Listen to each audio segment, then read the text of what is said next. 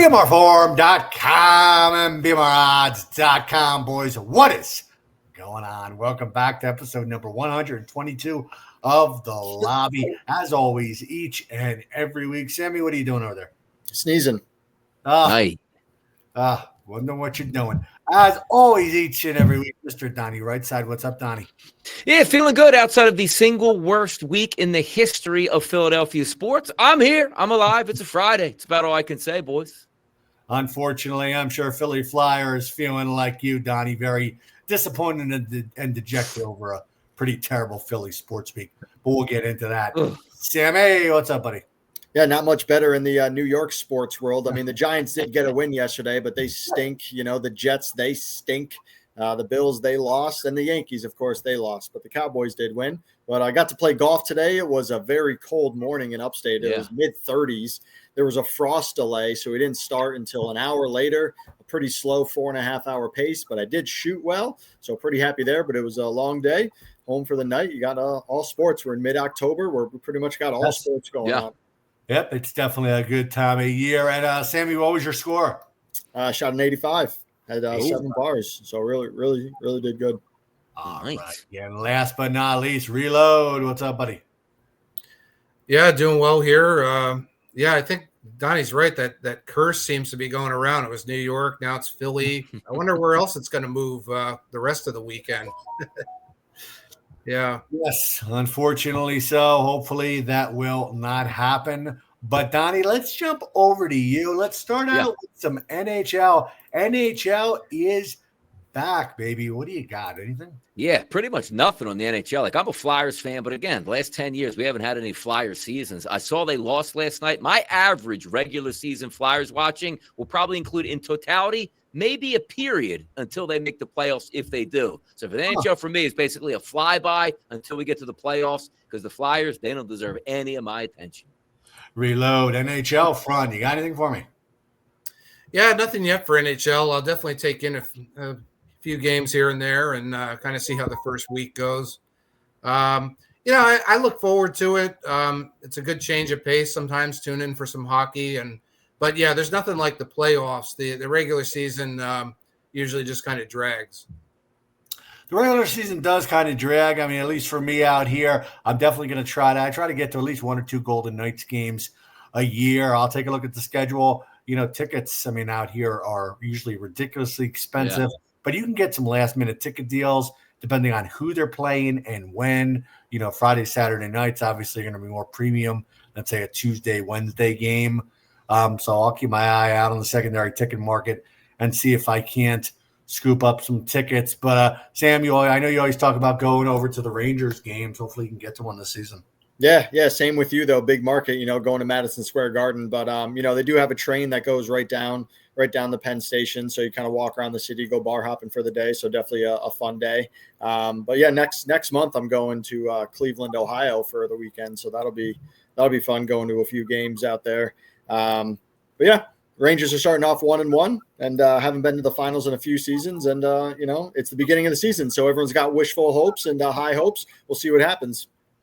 Exactly. I mean, that's the good thing about every sport, every new season. Your team always is looking to the future and always having an opportunity. But, Donnie, let's recap that Eagles-Giants game yesterday, and let's get your recap of week number 5. Yeah, week number 5, average again for me in the competition. I don't really bet too many sides over the past couple of years. I found my angle here on prop bets, been slaying them all the way through. Hit another prop bet yesterday. It was kind of funny. I had the Giants to score a rushing touchdown. It was juiced at around a minus 150 price. They scored 4 rushing touchdowns yesterday because the Eagles have absolutely no heart whatsoever. It was a game that they should have won on Sunday. They just it's Giants Thursday night. We'll roll our helmets out here. Heck, Jalen Carter don't even show up. We'll get a couple guys injured. It'll still be fine. The Giants are such a bad football team. And the Eagles got punched in the mouth and lost that. One of the more demoralizing losses as a Philadelphia Eagles fan that I've seen in the past couple years. And the Eagles don't lose all that much. So that was a tough week overall. But sides as it is, just trying to fight through the competition, stay in the mix for maybe a strike point where I get hot for a couple weeks. But I really don't handicap sides all that much. And you could tell I'm not having as good a year as I did the last 2 years in the competition.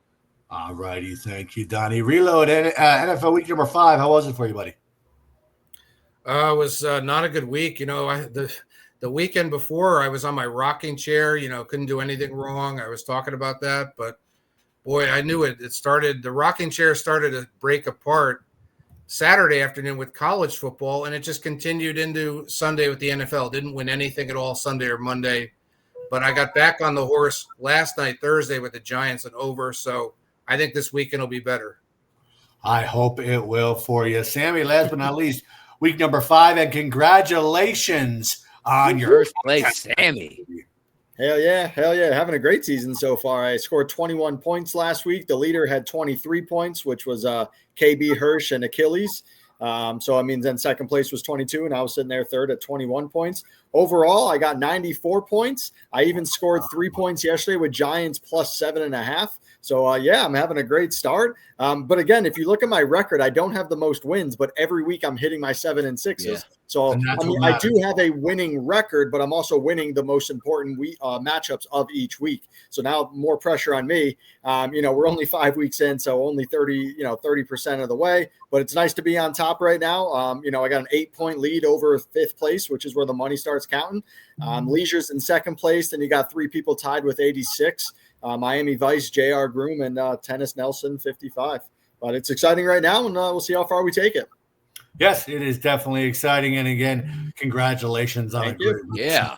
But, guys, poker week number 8 is going to be this Monday, October 13th at 8 o'clock Eastern time. Definitely get in there. Get your hands on some free weekly bowler coins, a weekly and then a season-ending Tournament of Champions where multiple winners will collect bowler coins, which you can also collect each and every week by placing in the top 2 or knocking out the weekly bounty. So as I say every week, I love to see a lot of fresh new faces playing poker. So definitely join up. If you have any questions, please feel free and reach out. But Sammy, speaking of contests, buddy, week number 6 in the NFL is upon us. What do you have for your 7?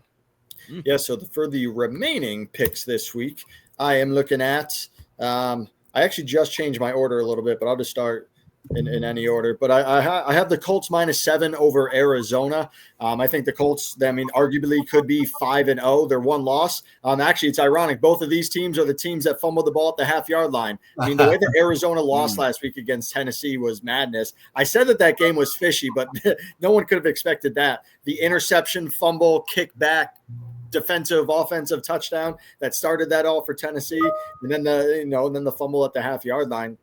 But I think Colts, they got a pretty strong offense, and Jonathan Taylor's been having a great season, and that offense should take care of business at home. I like Jacksonville versus Seattle. Both of them is the test to take it to the next level. Jacksonville just took the first step. They beat Kansas City at home on Monday Night Football. They beat Patrick Mahomes on national TV. So that's a big step. And now they're at home again, and I think they're going to take care of business against Seattle. I like New England -3.5 against New Orleans. Another team that's 3-2 for me, arguably could be 4-1. One of their losses was against Pittsburgh with 5 turnovers, and then New Orleans, the team that beat the Giants last week, won because they had 5 turnovers. And then you see what happens with the Giants offense when they didn't have all the turnovers. So I think New England's going to take care of business on the road, -3.5. Tampa Bay, I have them written down as a 1, but I just learned that Godwin's out, Evans is out, and Bucky Irving is out. So I might want to, if I'm on them, Baker Mayfield with that 4th quarter magic, but I might take them out. Detroit -2.5 against Kansas City. I don't know. I feel like it's the obvious pick. Detroit is arguably the best team in the league right now, but Kansas City, they're 2-3. All the games that they won last year by less than a touchdown, now they're losing, and now they're 2-3. National TV game again. Are they going to let Mahomes lose 2 in a row, 3 in a row? But Detroit, who's going to stop that offense? I think it's going to take care of business. Maybe that's a square pick. I like Dallas -3.5. Of course, I like Dallas. Yeah, of course. No surprise there. Carolina had the fluke win. Not really a fluke. They came back from 17-0. Rico Dowdle, running up, great for fantasy. He was a bye-week filler, scored 36 points in fantasy, 200 yards, and he's probably going to run all over the Cowboys defense because they stink. But the Cowboys offense is way better. They did it against the Jets last week. They stopped them in the big moments. They only let up a field goal to start, and then they scored 27 straight points. So I think the Cowboys offense is going to be too much, and they're going to take care of business. All righty, Sammy. Thank you and good luck. Reload over to you. Week number 6. What do you got in the NFL?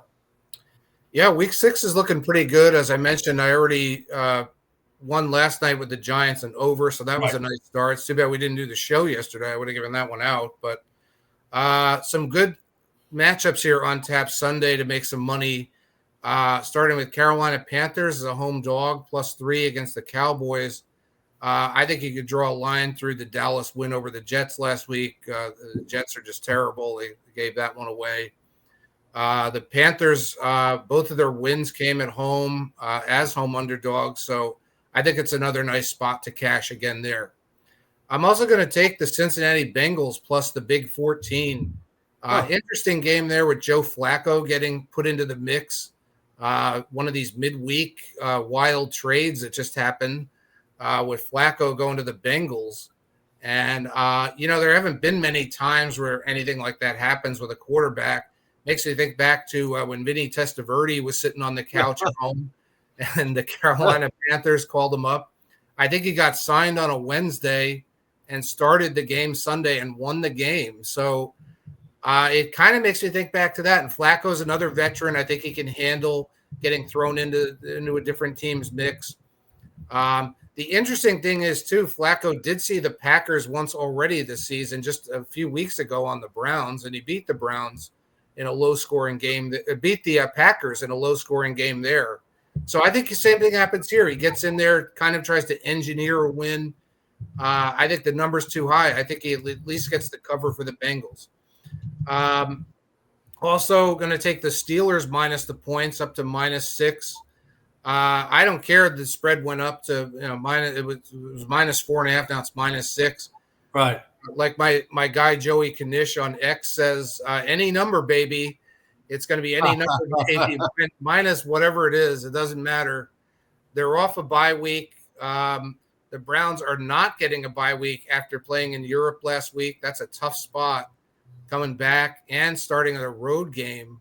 I don't get who makes the schedule there. It's a bad spot for the Browns. Their defense has been the only thing keeping them in games, and I don't think their defense is going to be ready for this game, and look for the Steelers to run it up here. I'm also going to play the Detroit-Kansas City game, which Sammy touched on there. I like both Kansas City and the under in that one. So it's Kansas City -2.5 coming off the loss Monday night. I think they get back in gear here.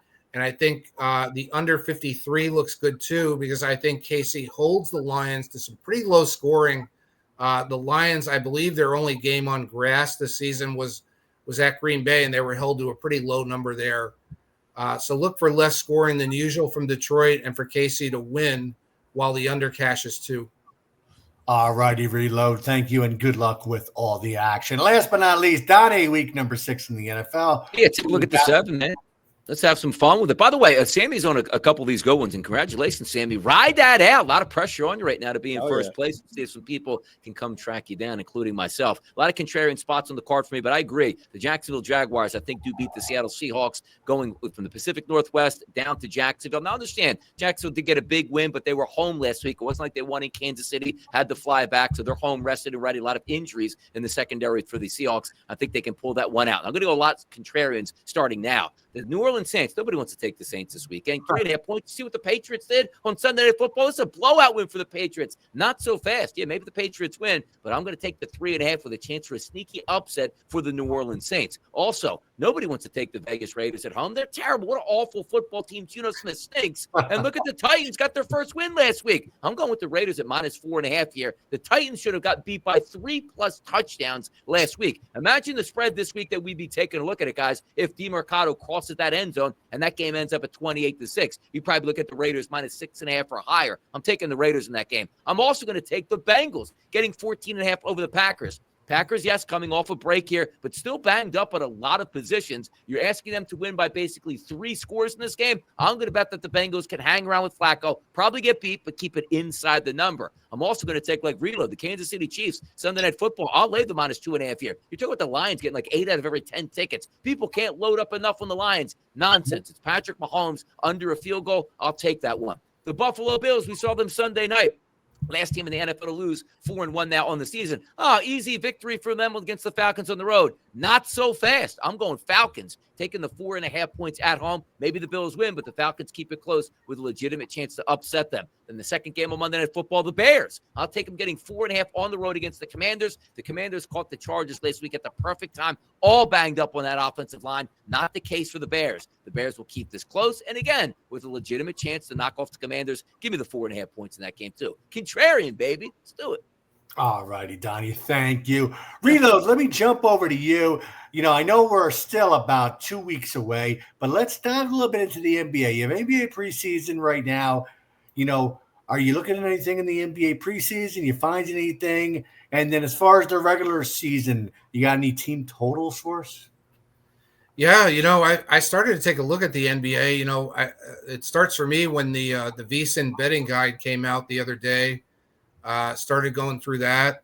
I don't really bet the futures much in the NBA because there's so much that happens with injuries and lineup rest and all that. We all know that a lot of stuff happens there. So I think if there's one sport to avoid early season futures in, it's that, whether it be to win the championship or even win totals or anything like that. So I don't do much with that, but I do try to start preparing for the season and kind of figure out who might be a sleeper team out of the gate and all that. So I'm still working on all that. We did hear LeBron James is going to miss action already early in the season. I thought that was some pretty big news. There was a story about fans trying to scoop up Lakers tickets thinking it might even be his final season. And they were thinking, oh, it's going to be his last farewell tour. I'm going to get all these tickets. And now he's not even playing. Not only is that not the case, he's not even playing in some of these games now that got scooped up. So, hey, win some, lose some for the ticket buyers. Exactly. Thank you, Reload. Sammy, over to you. Same question. NBA is coming back. Still got a couple weeks, but you look at anything so far? Yeah, I knew that LeBron James was an ad. I thought it was going to be for like Amazon or something, Prime Day, but I knew that was an ad. You want to know what also gave it away was who was that other guy? Like if he wanted to really tease it, it would have been Stephen A. Smith sitting in that seat interviewing LeBron. You know what I mean? But like who was that other guy? And no one knew who that other guy was. So I'm like, this is an ad. This is nonsense. But again, he just wants all the media hype. But you know what? He doesn't owe the NBA anything. He's been playing in the league for more than half of his life. He doesn't owe them anything, but either play or don't play. I don't even know what the injury is, but it's kind of crazy. But yeah, obviously I'm always rooting for the Knicks. They're sitting there at 10-1, and again, just like the Rangers, just like anything else, the season is beginning, so there's a lot of hope, a lot of hype. And if you're looking at any over/unders, just bet Boston Celtics under because they're going to stink this season. So if anything, just take the Celtics on the under for their team total. Speaking of media hype, do you guys remember quite a few seasons ago with LeBron and the decision, the ESPN special? Oh yeah, that was One player he can have that type of media impact like that to have a whole half-hour broadcast to announce where he's going. It's doesn't happen sense. Kind of Man loves it. He does. He loves the hype. But Donnie, same question to you. NBA is coming up.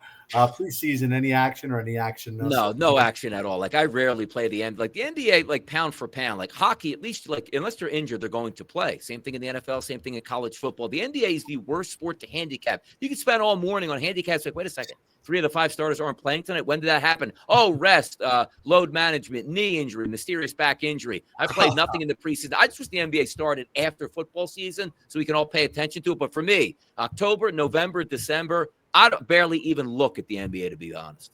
All righty. Thank you, Donnie. And Reload, let me jump over to you on the opposite side of the coin of the NBA. We have the WNBA, and my Las Vegas Aces are doing really well in that series.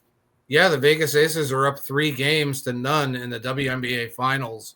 And, of course, this is the WNBA's decision to make it a best of 7. I think it was a pretty bad idea. It's blown up in their face here.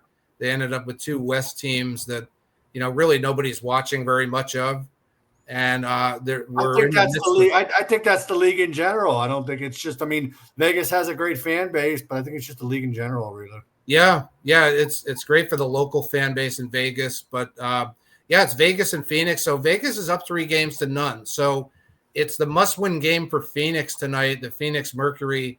My pick is the Phoenix Mercury money line plus 120. I think plus odds here in this spot looks pretty good for them. There's a lot of overreaction, I think, to this injury with Sabali, who got the concussion. Sabali, I think, say her name.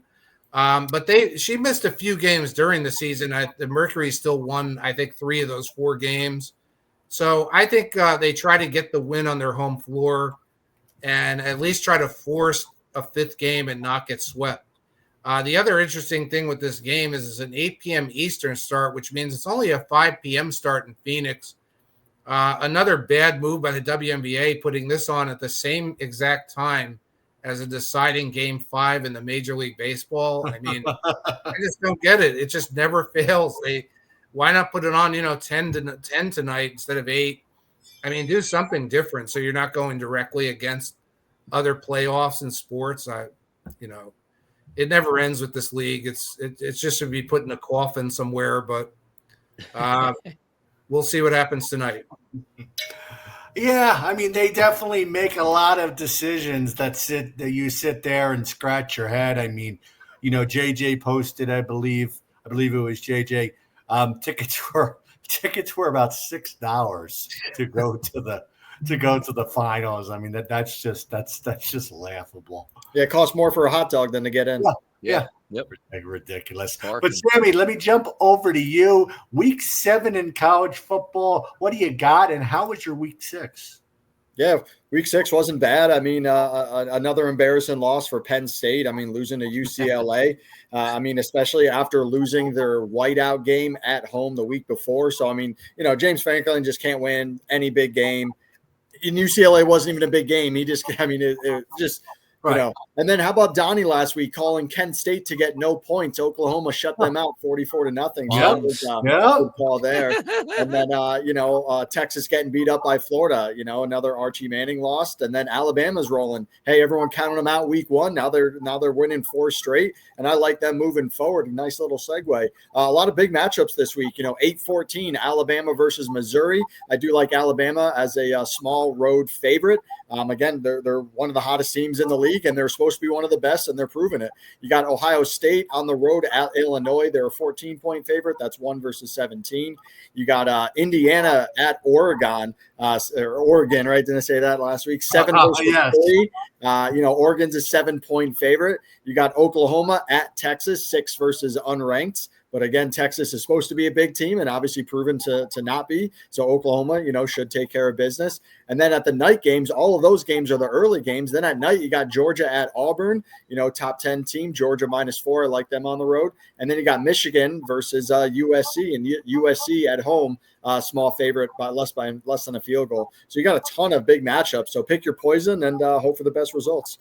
All righty, Sammy. Donnie, over to you. Week number 7 in college football. What do you got, and how was week number 6 for you? It was decent. Wasn't too bad. I had Florida last week. I said they didn't need the points. You know what? This week I'm going to go Florida again. They don't need the points. 7.5 is a favorite for Texas A&M. A&M, I think, is actually better than Texas, but I think Florida playing with a lot of moxie right now. Good defense. DJ Lagway finally getting on track last week. Give me the 7.5 points. Notre Dame won by 3 touchdowns last week. They're going to have to win by 3 touchdowns again this week to try to stay in that playoff picture. 22.5 is a steep price to pay. I'm going to pay it for Notre Dame at home because they need to win this. Now, everybody's out on Penn State right now. James Franklin knows the score. He's embarrassed right now, so his job is going to be to try to embarrass Northwestern at home. Anything less than a 4-touchdown win, he might get booed out of the stadium, and then they start having a Board of Regents meeting to try to fire that guy. Penn State by over 3 touchdowns in that game. And I'm with Sammy. Give me Bama on the road. 3.5. Come on, Bama. Jan Miller and the boys. Let's roll. All righty. Thank you, Donnie. And last but not least, Reload. What do you got? College football week 7. What do you got in week 7? And how was your week 6? Well, week 6 was tough. I started out great with the Cincinnati Bearcats, and the rocking chair kept going with that one. But then it all just fell apart with Vanderbilt and that ridiculous missed cover that they had in that game. If you didn't see that, wow, it made bad beats. It made everything. And everything, it just all fell apart from there. Lost that one. Lost with Florida State at night. And then, as I mentioned, it continued on into Sunday. Couldn't win anything. But this week, we get back on the horse. We talked Texas, Oklahoma. That's always one of my favorite games of the year. I always get pretty psyched up for the Red River rivalry. And I do like Texas. I like the Texas even at -1.5. It's now sitting at +1.5. So I'm going to take Texas there. Off the loss to Florida, I think it's a big spot that they can, really make up for some of the disappointment they've had this season and get a big win over Oklahoma. Oklahoma is ranked.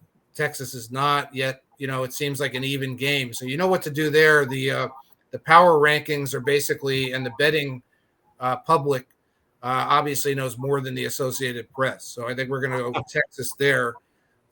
Next one is Auburn +4 at home. It's +4 on some boards now, up from 3.5. I'm liking that one too. 2 close losses for Auburn at Oklahoma and A&M. They got the bye week, and they're back at home against Georgia here. So it's a spot of, kind of dropping in class a little, and then getting the bye week and the home dog odds here. So we're going to take Auburn. They came through for me before. I like them here too. And finally, we go back to the island for the finale game of Saturday, Hawaii against Utah State. I am not taking Hawaii this time, though. I'm going to jump ship and go with Utah State -1.5. I think Utah State's just played better teams. Yes, they still don't have a win on the road, but those road games were at Vanderbilt and A&M. They get the drop in class against Hawaii. They get an extra week off to get ready for the travel and head out there. I think Utah State wins that one, and the steam moving that to -1.5 is the right side. Utah State at night on the island. All righty, Reload. Thank you and good luck. And good luck to everyone out there on the forum with all your action. A lot of sports this coming weekend, so there's a lot to be involved in. And we will see you around on the forum. See ya.